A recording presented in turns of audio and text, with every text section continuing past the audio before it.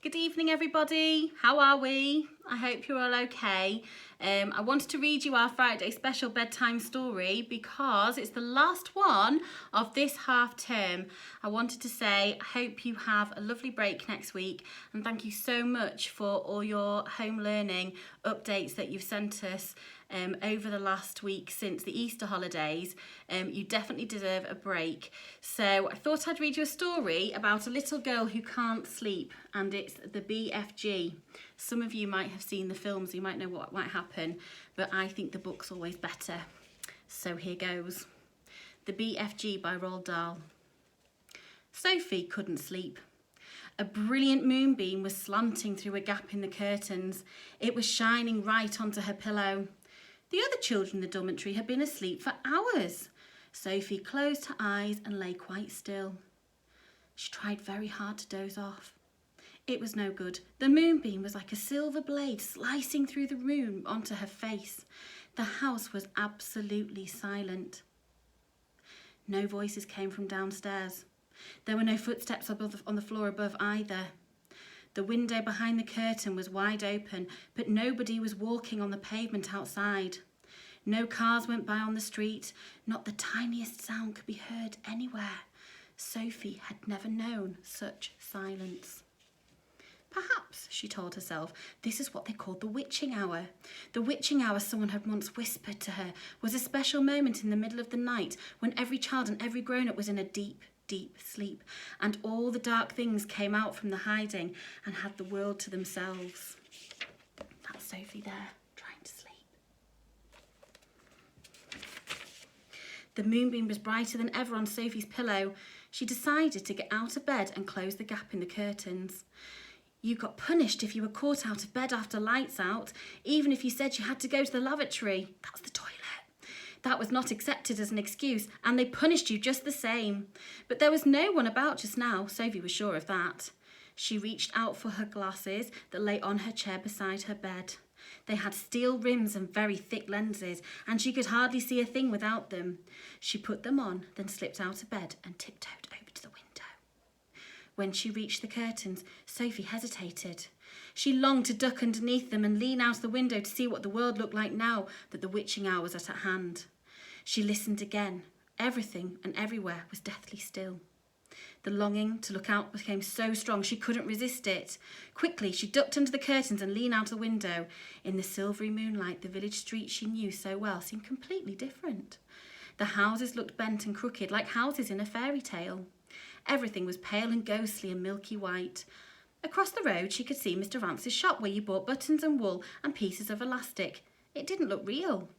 There was something dim and misty about that too. Sophie allowed her eye to travel further and further down the street, and suddenly she froze. There was something coming up the street on the opposite side. It was something black, something tall and black, something very tall and very black and very thin. I think you know who it could be. But who? It wasn't a human, it couldn't be. It was 4 times as tall as the tallest human. It was so tall its head was higher than the upstairs windows of the houses. Sophie opened her mouth to scream, but no sound came out. Her throat was like her whole body was frozen with fright. This was the witching hour, all right. The tall black figure was coming her way. It was keeping very close to the houses across the street, hiding in the shadowy places where there was no moonlight.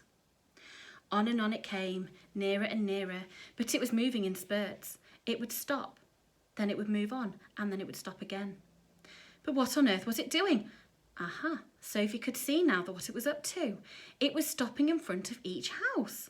It would stop and peer into the upstairs window of each house in the street. It actually had to bend down to peer into the upstairs windows. That's how tall it was. It would stop and peer in, then it would slide onto the next house and stop again and peer in, and so on all along the street. It was much closer now, and Sophie could see it more clearly. Looking at it carefully, she decided it had to be someone, a kind of person. Obviously, it was not a human, but it was definitely a person. A giant person, perhaps. Sophie stared hard across the misty moonlit street. The giant, if that's what it was wearing a long black cloak. In one hand he was holding what looked like a very long, thin trumpet. In the other hand he held a large suitcase. The giant had stopped now right in front of Mr. and Mrs. Gucci's house. The Guccis had a greengrocer's shop in the middle of the high street, and the family lived above the shop. The two Gucci children slept in the upstairs front room. Sophie knew that. The giant was peering through the window into the room where Michael and Jane Gucci were sleeping. From across the street, Sophie watched and held her breath. She saw the giant step back and pace and put the suitcase down on the pavement. He bent over and opened the suitcase. He took something out of it.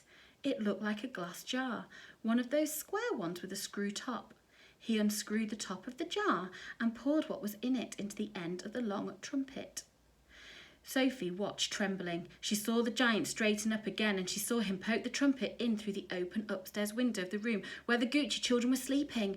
She saw the trumpet take a deep breath, and woof! He blew through the trumpet. No noise came out, but it was obvious to Sophie that whatever had been in the jar had now been blown through the trumpet and into the Gucci children's bedroom. But what could it be? As the giant withdrew the trumpet from the window and bent down to pick up the suitcase, he happened to turn his head and glance across the street. In the moonlight, Sophie caught a glimpse of an enormous, pale, wrinkly face with the most enormous ears. The nose was sharp as a knife, and above the nose there were two bright, flashing eyes. And the eyes were staring straight at Sophie. There was a fierce and devilish look about him. Sophie gave a yelp and pulled back from the window. She flew across the dormitory and jumped into her bed and hid under the blanket. And there she crouched, still as a mouse, all tingling over. So everybody, I'm going to leave it there. I might read it next time I read you a bedtime story, but the moral of that story is, so far, stay in bed. So good night, sweet dreams, have a lovely half term, and we will see you very soon. Bye.